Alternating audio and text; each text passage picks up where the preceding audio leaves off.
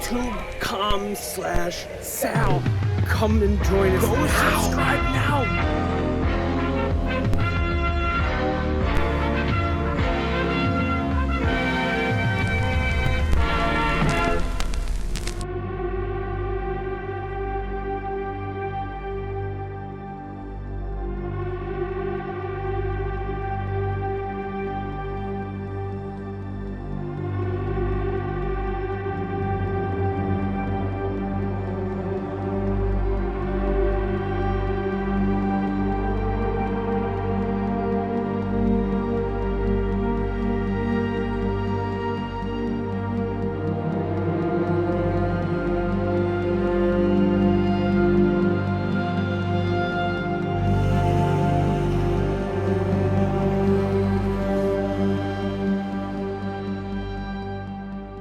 Hey, what's up, Legion?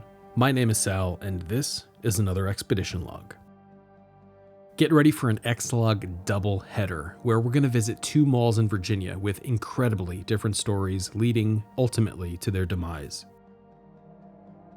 As always, I hope every one of you are well out there. To my fellow Americans, I hope you had a wonderful Thanksgiving. And to all of you working retail this holiday season, especially if you worked on Black Friday, just power through it.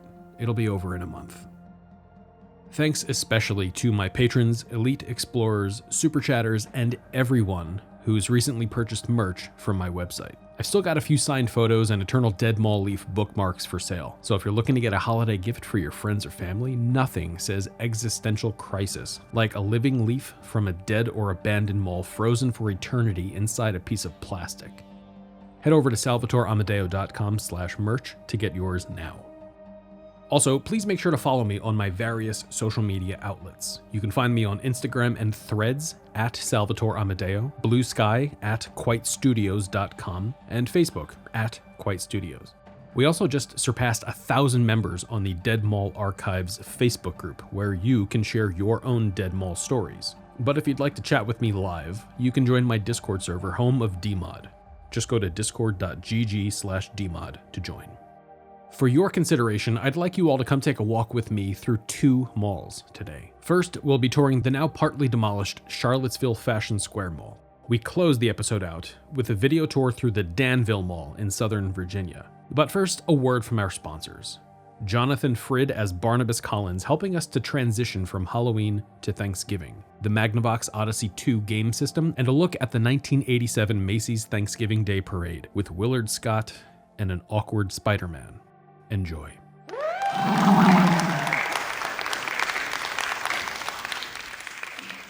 What is your blood type?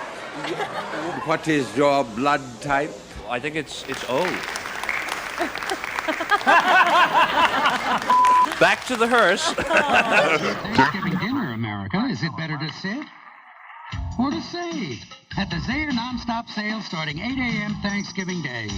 Looks like another hip operation for Myrtle, really. So why sit around? Get a jump on your Christmas shopping and save on brand names, toys, gifts, and electronics at Zaire. Forget the dishes and clean up at Zaire. All day, all night, all weekend long. Starting 8 a.m. Thanksgiving Day.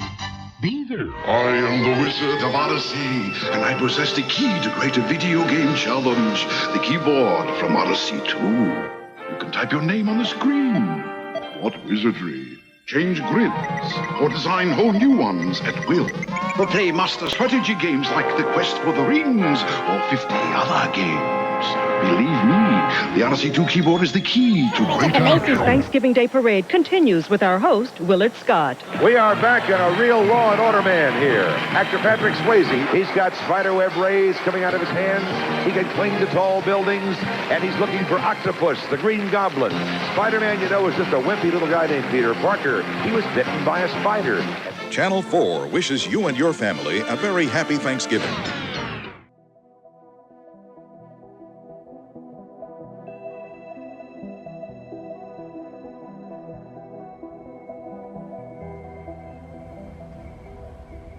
Welcome to the Charlottesville Fashion Square Mall. I filmed the footage you're about to see on a Wednesday afternoon at about 1 p.m., which is when people are typically out at the mall getting lunch and doing errands during the summer months.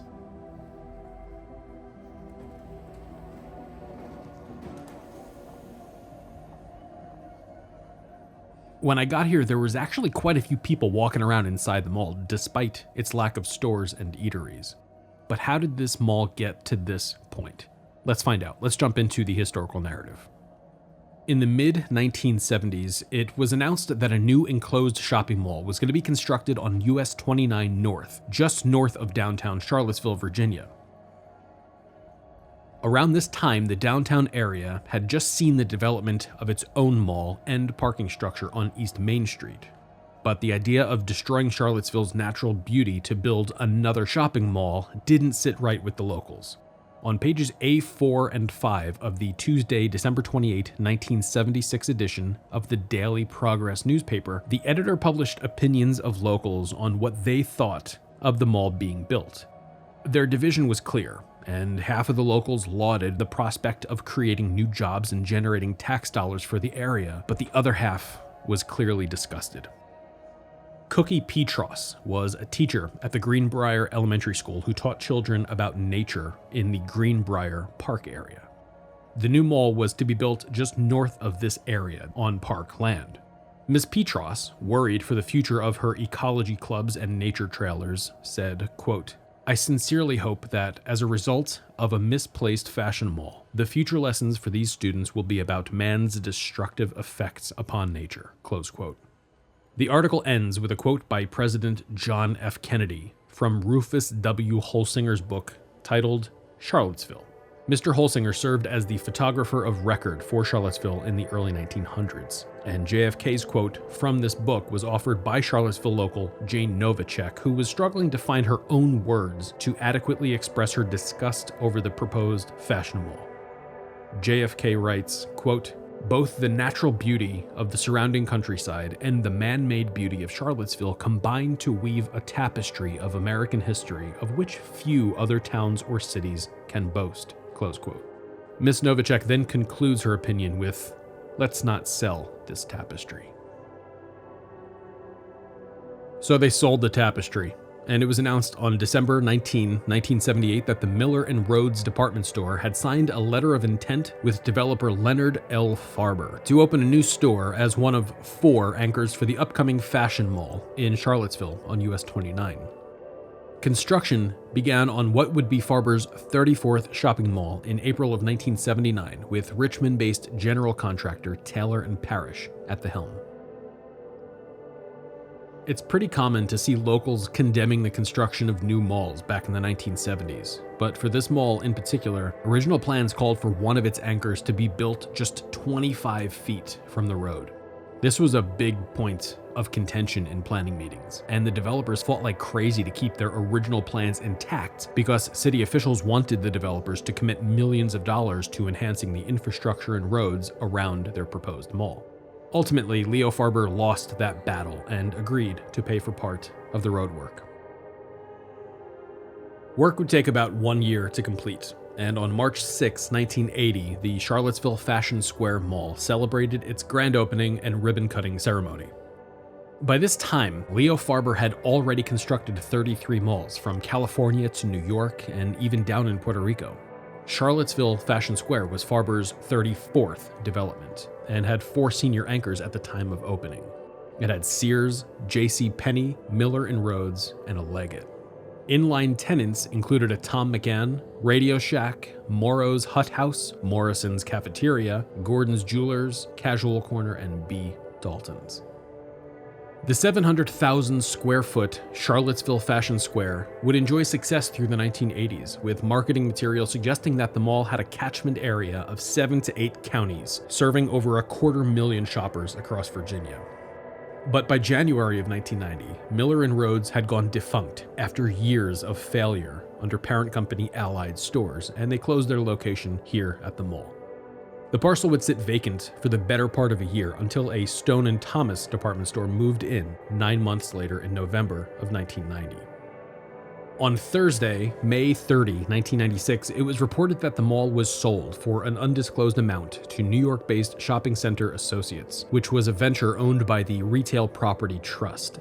My guess is that the mall cost about $10 million to build, and with 4 anchors and healthy occupancy by the mid-1990s, it probably sold for just over $20 million, but the records for this transaction were sealed and I couldn't access the documents in person. Around the time that this mall was sold to the New York firm, the entire Leggett chain was purchased by Belk, and the store at Charlottesville Fashion Square saw the masthead change from Leggett to Belk in 1996. 1 year later, the mall would change hands yet again when Simon Property Group purchased the entire retail property trust company for $1.2 billion on September 29, 1997, which included their portfolio of 12 malls. Shortly after the sale, the Stone & Thomas chain went defunct, and while most of the stores were sold off to Elder Beerman, 3 of the locations were sold to Belk, including the one here at Charlottesville Fashion Square. While there was already a Belk in operation, the Miller & Rhodes turned Stone & Thomas was converted to a Belk men's fashion store in 1998. By the way, just to orient everyone, the area that we're in right now, this is where the Sears used to be. And this whole part of the mall was closed off when I was filming, and I have a feeling that it was closed off and nearly abandoned for quite some time. There were buckets everywhere, there was water leaking from the roof, and it was just a mess. But there were quite a few people in the rest of the mall, and it shocked me to find out that this mall would close shortly after my visit. Anyway, let's get back to the history. As the mall traversed Y2K, now owned and managed by Simon, it was time for the Great Bleaching. When Charlottesville Fashion Square was first built, it shared much of its aesthetic language with Regency Square and Cloverleaf malls down in Richmond, which were also developed by Leo Farber. These malls all had dark tones and lush greenery and planters with raised wooden benches and unique storefronts along the concourse. But in 2002, Simon would spend $8.5 million at Charlottesville for renovations, which would see the removal of all of its character, and it would leave the mall as you see it right now in this footage.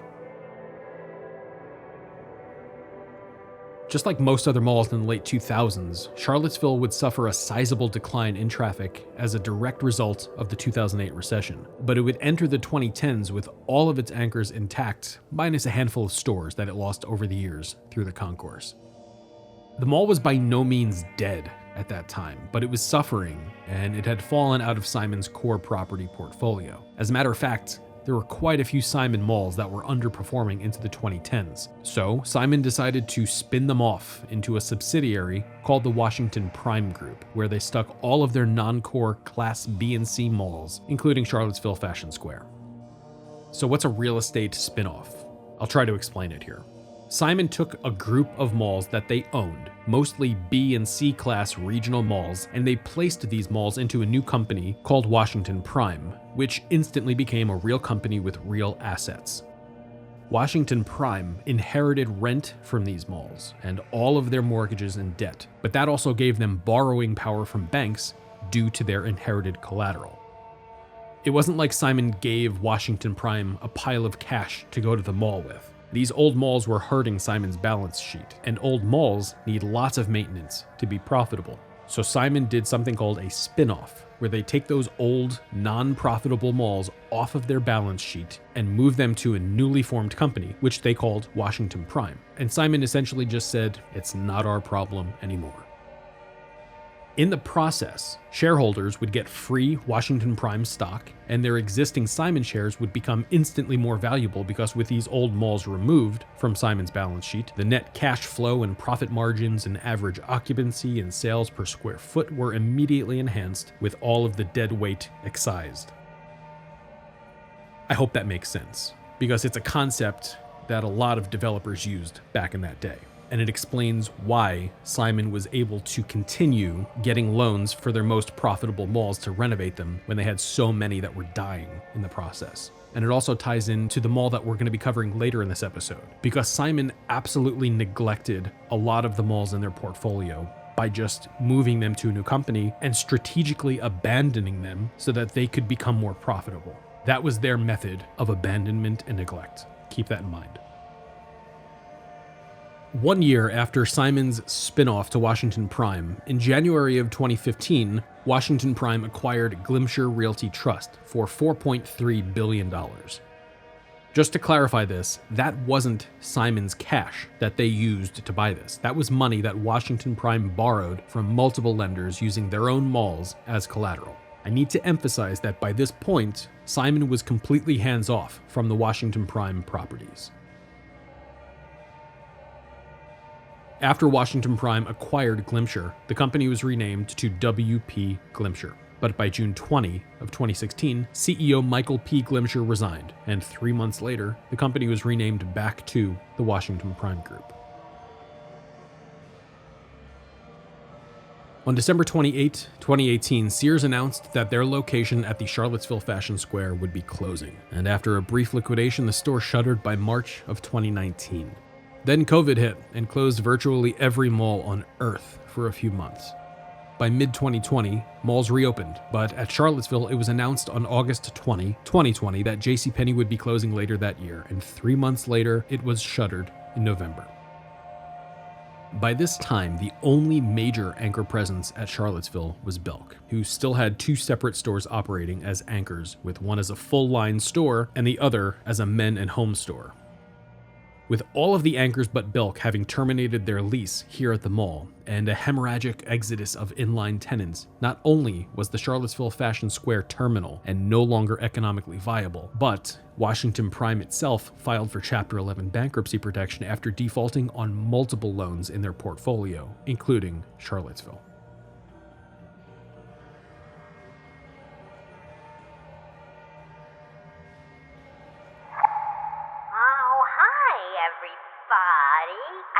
all had a wonderful Thanksgiving. Stewie said he was going to go pick up my sister China to bring her over for leftovers. I made a nice platter of charred rat meat and puddle water gravy from a recipe the cartel gave me down in Juarez. China's a bitch though, and I put something special in her rat meat, and I hope she chokes on it. Oh God, I smell cigarettes. That's gotta be her. Look who it is. Go pour me a vodka, Marna. Oh, hi, China. Happy Thanksgiving, you bitch. Listen up, girls. Let's just sit down and have a scrumptious leftover meal. Marna, it looks like you made one hell of a Thanksgiving spread, and you know how much I love it when you... and for that, I am thankful. I love you, my Marna, grease queen minx. Stewie, please don't eat China's rat meat. Oh, sorry, but it's too late. This is the tastiest rodent I've had in years. My taste buds all got burnt off from the pipe, and charred rat meat tastes like balls. Go get me a vodka. Oh my God, Stewie, China, what did you do to him? Why'd you let him eat your rat meat? We have to get him to a doctor. I knew you wanted me dead because me and Stewie plowed while you were down there with the cartel, and now he's dead, and you're gonna go right back to jail, you dirty officer. She's right here. She cooked the poison rat meat, and that guy over there, he's dead. Oh, for sakes, I didn't do it. I love that man. Oh, God. Don't hurt me, officer. Happy Thanksgiving. Happy Thanksgiving, all of you beautiful sons of bitches. I'll see you all next month at Marley's Station Mall when you can unwrap me as your Christmas present.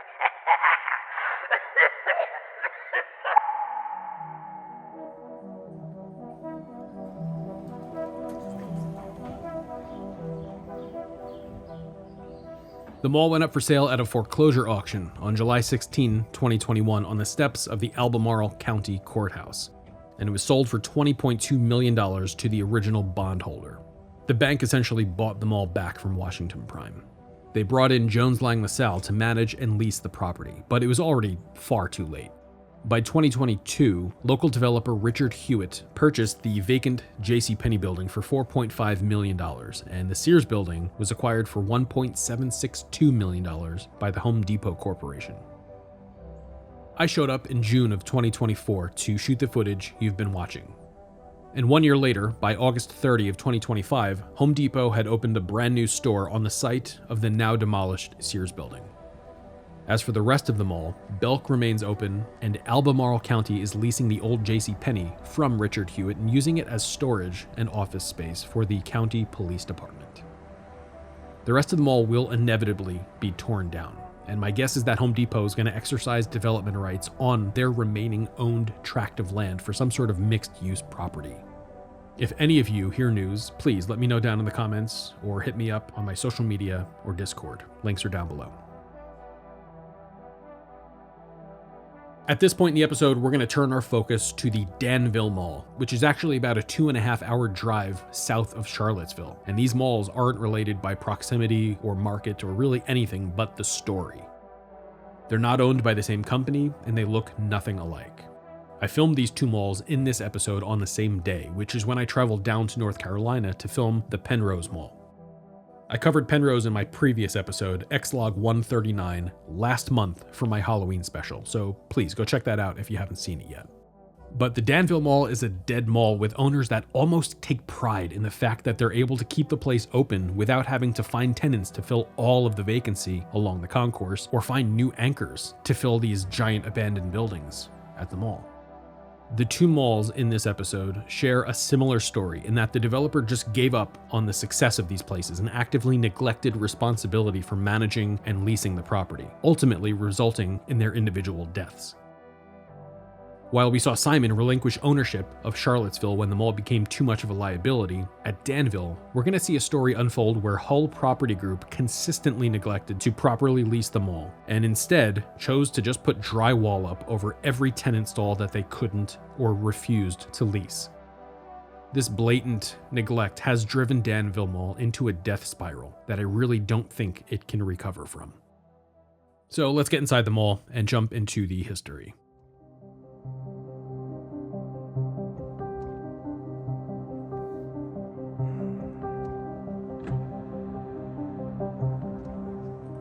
So here we are now at the Danville Mall. There's really nothing around this entire area, and the markets all bleed into each other across state lines. To the north, we've got rural Virginia with long, quiet stretches of highway and defunct industrial towns that never really recovered from the collapse of tobacco and textiles. South of this mall, we've got the Triad region of North Carolina, Greensboro, High Point, and Winston-Salem, all with their own unique retail ecosystems. Getting to this mall from any direction is a voyage, and in terms of competition, this is the closest mall for an incredible amount of locals in both Southern Virginia and Northern North Carolina. The only other mall competing with Danville is the Mayberry Mall, which is about an hour and 40 minutes drive southwest just over the border into North Carolina. So the locals can either come here to Danville to shop or find a local power center with a strip mall or a shopping center. But this mall began its life all the way back in the 1980s, originally called the Piedmont Mall, and its origin is both aggravating and fascinating. So let's jump into it. Let's get into the historical narrative. On Thursday, September 14, 1978, an article was published in the Danville, Virginia newspaper called The Bee, announcing plans that a new shopping mall was set for construction just north of Riverside Drive between Mount Cross Road and Central Boulevard.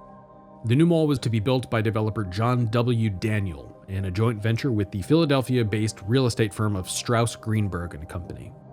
Mr. Daniel ran the General Development Company, who would serve as general contractor for the construction of the mall, with the firm in Philly overseeing development and responsible for leasing the property.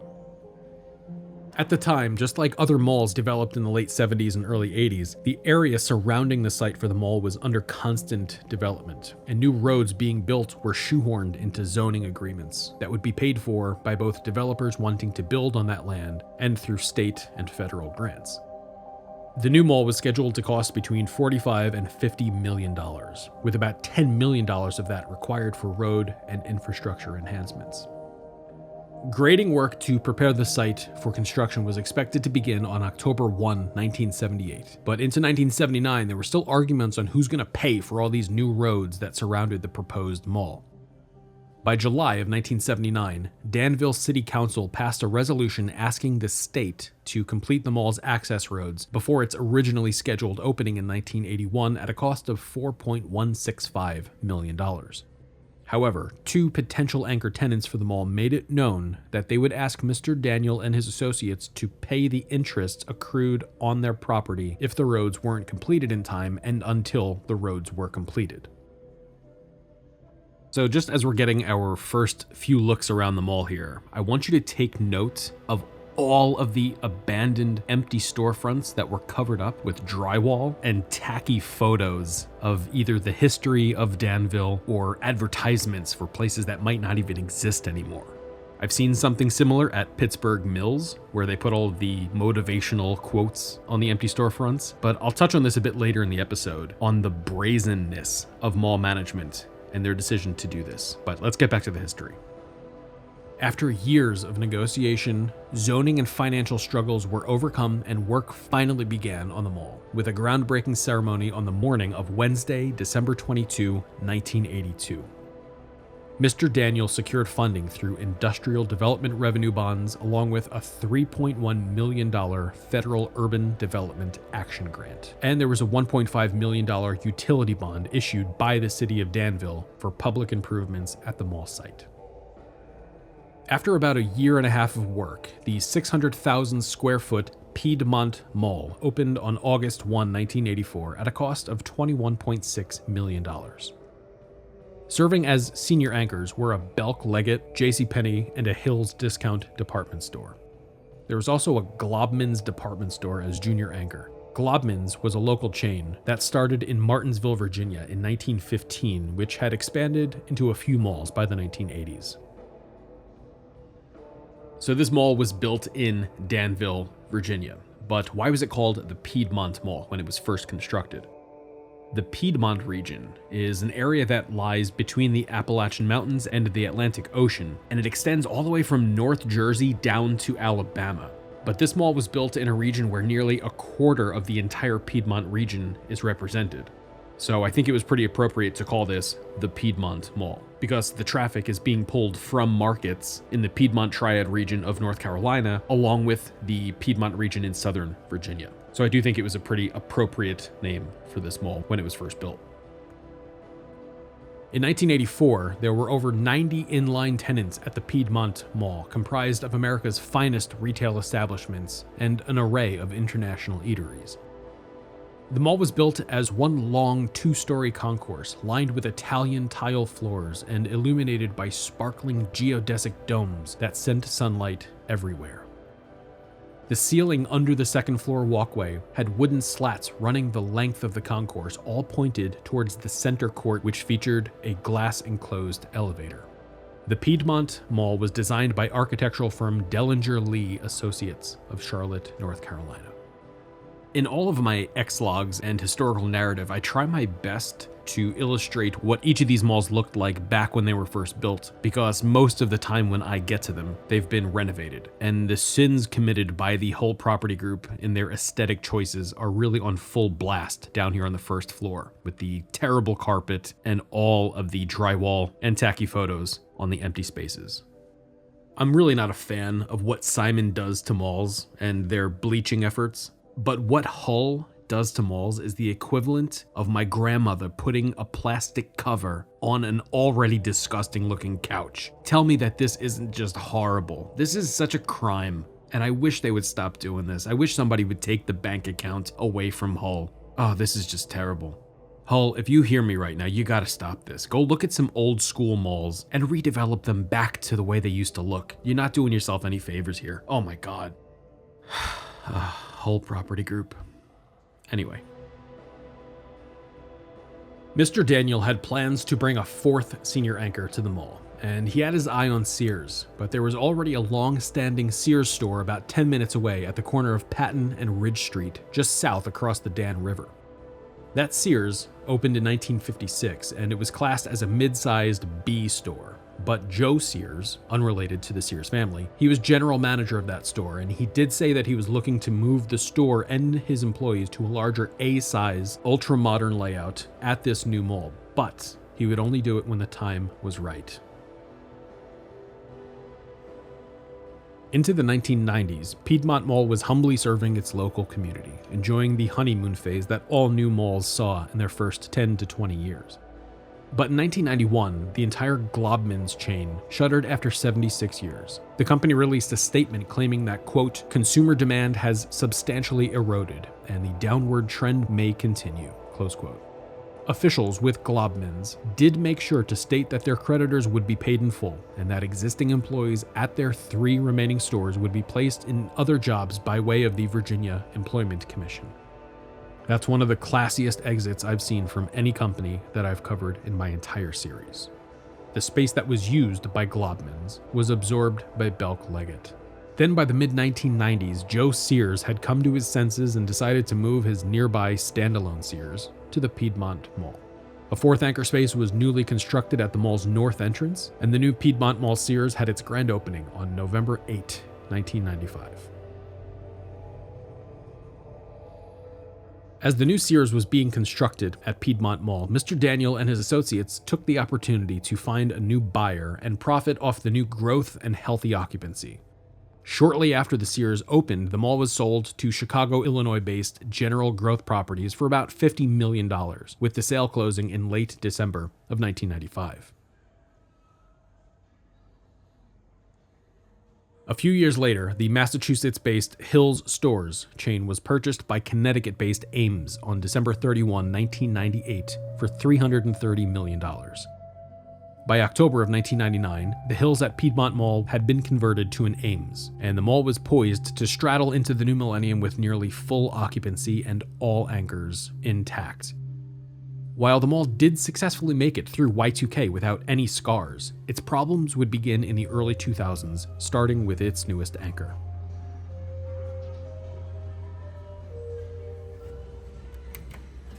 There was nothing inherently sketchy or dangerous looking or feeling or sounding about this elevator, but aside from the flickering, busted, buzzing lights all over this mall, Hull, you should probably get your equipment inspected, like this elevator that's 2 years past its inspection date. Just saying.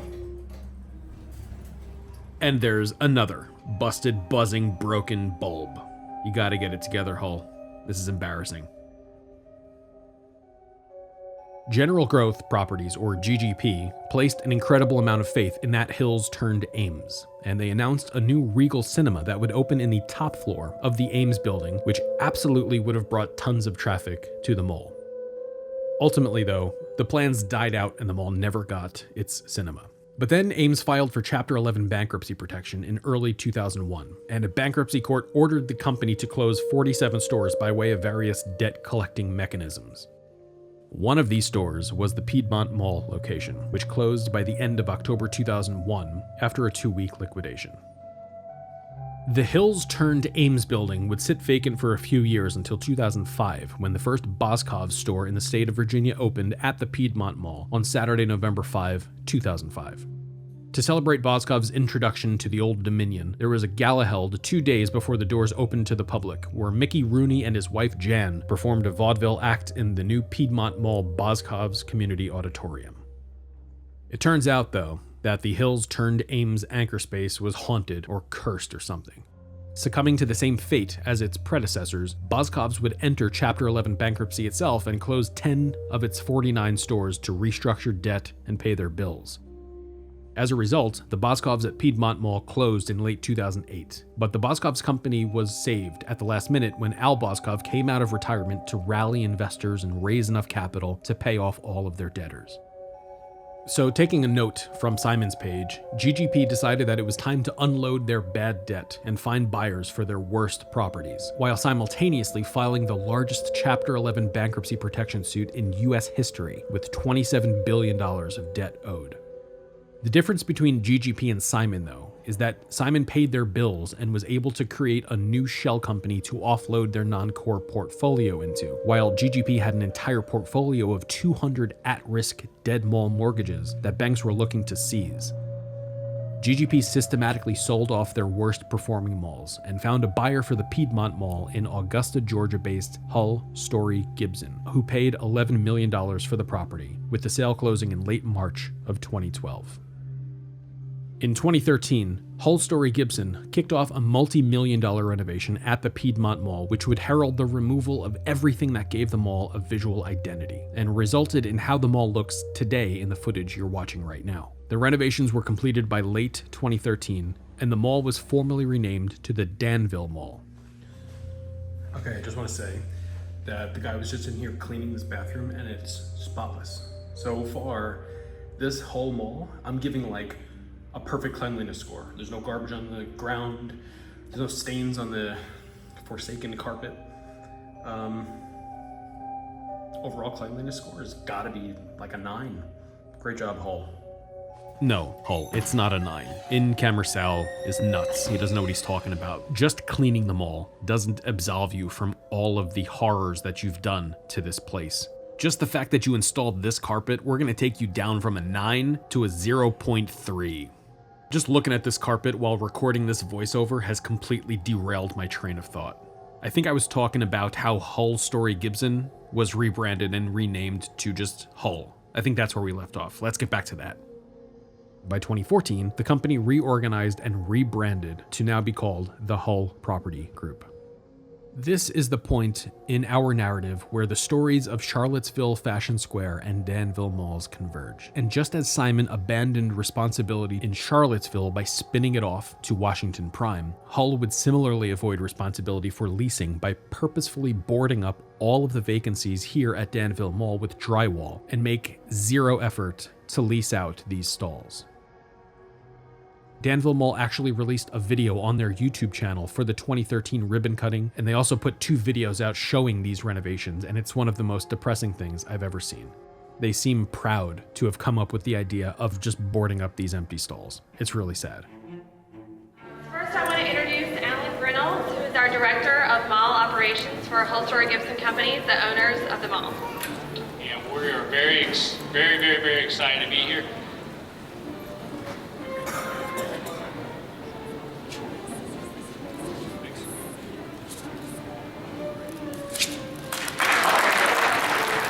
Renovations at the Danville Mall were completed in 2013. Neutral sheetrock walls now conceal vacant bays formerly covered by dark, unattractive tarps or gates. Historical photographs representing the city's history have been installed over the sheetrock, providing shoppers with a welcoming atmosphere. Higher ceilings, new pendant lighting, and neutral carpet now take the place of dark wood paneling. These improvements work together to create a bright, open environment with consistent light throughout the space. Long lines of sight were made possible by removing visual blockers and repositioning the escalators. Now shoppers have a clear view of all the mall's tenants from one end of the mall to the other. Mall ownership is dedicated to providing quality tenants and events to accompany the new renovations, ultimately striving to create a first-class shopping experience for this regional fashion destination.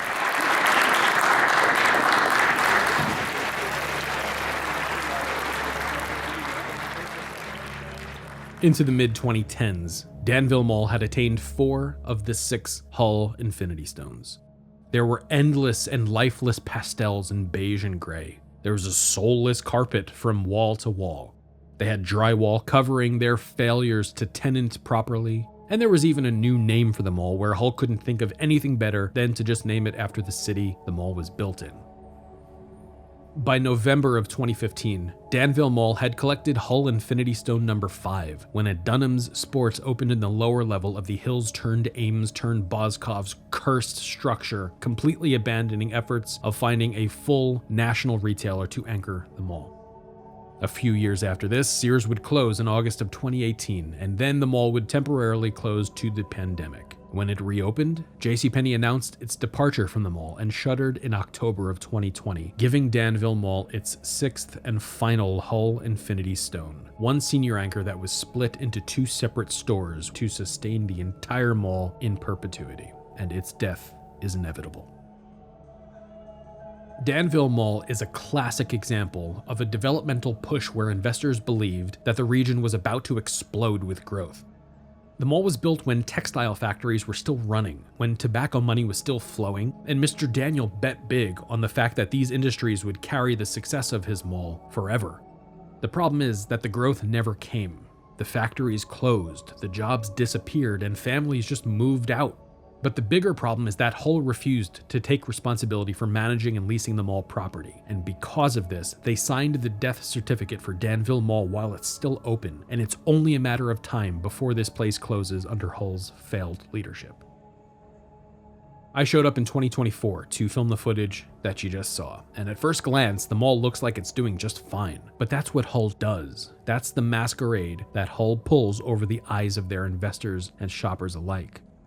They acquire failing malls and maintain them with the bare minimum amount of effort to pass inspections and avoid fines. And then they commit crimes against humanity with their carpeting and bland aesthetic choices that they make during renovations. Here at Danville, though, the full scope of Hull's incompetence is on full display, where they boldly refuse to find anchors and inline tenants, choosing instead to permanently cover leasable area in the mall with drywall and gauche photos. Either this mall will fail in the coming years, or Hull should probably find a new owner that can give it the attention and management that this area deserves.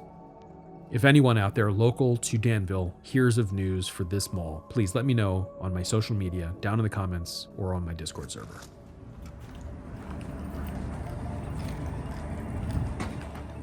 I'd like to thank all of you for watching my video. Charlottesville and Danville are vastly different malls with unique pedigrees, but their stories will undoubtedly end the same. Simon and Hull both neglected these malls in their own ways, but Simon just did it with slightly more class and care. Again, if any of you out there hear news related to these malls, please let me know. You can find me on Instagram and Threads at Salvatore Amadeo, Blue Sky at QuiteStudios.com, and of course on my Discord server, home of DMod. Just go to discord.gg/DMod to join. I hope all of you out there working retail survived Black Friday, and I'd like to show my appreciation to all the retail workers keeping our brick and mortar stores operational. All of you rock, and I fully sympathize with you. I spent 10 years working as a Geek Squad agent at Best Buy, so I really do get it. As a matter of fact, I postponed releasing this episode for a few days, so it didn't drop while all the retail workers were swamped with Black Friday stuff. To all of my fellow Yanks, I hope you were able to enjoy a warm meal on Thanksgiving with friends and family and people who love you. Thanks especially to my patrons, Elite Explorers, Super Chatters, and everybody who's recently picked up some ExLog merch.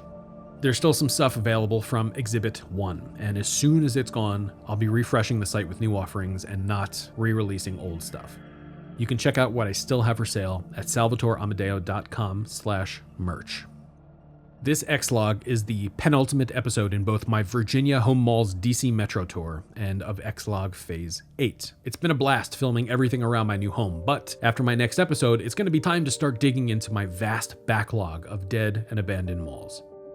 I'll be back in a few weeks with ExLog 141 to finish out 2025 with one last expedition to Marley Station Mall, and a surprise location that I just found recently that I think you're all really going to dig. That's actually really close to Langley Park Plaza, just without the neon.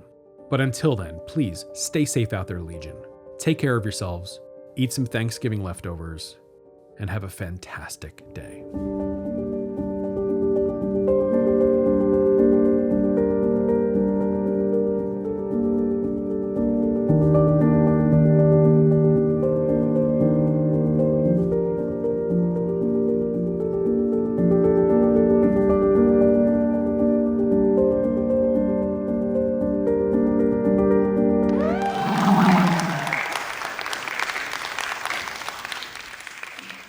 What is your blood type? What is your blood type? I think it's O. Back to the hearse. Thanksgiving dinner, America. Is it better to sit or to save? At the Zaire nonstop sale starting 8 a.m. Thanksgiving Day. Looks like another hip operation for Myrtle, really. So why sit around? Get a jump on your Christmas shopping and save on brand names, toys, gifts, and electronics at Zaire. Forget the dishes and clean up at Zaire. All day, all night, all weekend long. Starting 8 a.m. Thanksgiving Day. Be there. I am the Wizard of Odyssey, and I possess the key to create a video game challenge. The keyboard from Odyssey 2. You can type your name on the screen. What wizardry? Change grids or design whole new ones at will. Or play master strategy games like The Quest for the Rings or 50 other games. Believe me, the Odyssey 2 keyboard is the key to greater... The Macy's Thanksgiving Day Parade continues with our host, Willard Scott. We are back in a real law and order man here. Actor Patrick Swayze, he's got spiderweb rays coming out of his hands. He can cling to tall buildings, and he's looking for Octopus, the Green Goblin. Spider-Man, you know, is just a wimpy little guy named Peter Parker. He was bitten by a spider. Channel 4 wishes you and your family a very happy Thanksgiving.